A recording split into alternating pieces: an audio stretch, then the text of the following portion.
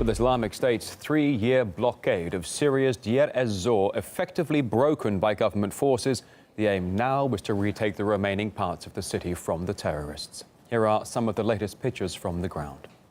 And the break of the terrorists' blockade of the city was made possible after a series of successful operations carried out by the Syrian army with the support of Russian air power. And with ISIL losing ground in the city, the full liberation of the area is just a matter of time. That's according to a Syrian army officer. After the Syrian forces lifted the blockade from the western side, it became much easier to fight the terrorists. We can now see our soldiers advancing to lift the blockade of the airport. God willing, you will hear some good news soon. Meanwhile, a humanitarian convoy has reached the city for the first time since ISIL's 3-year siege was broken.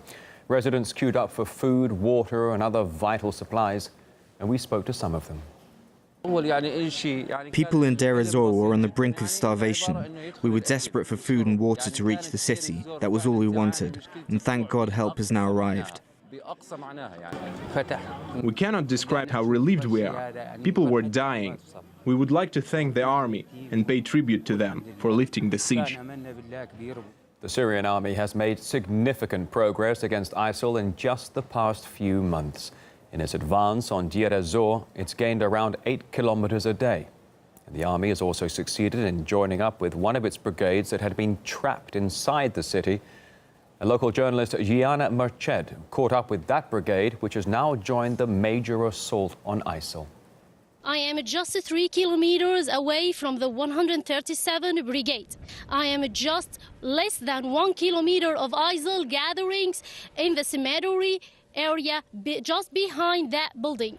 Now, the residential area of Deir Ez-Zor is just about 700 meters. It's worth mentioning that some medical equipment and other food supplies have just entered the city a few hours ago.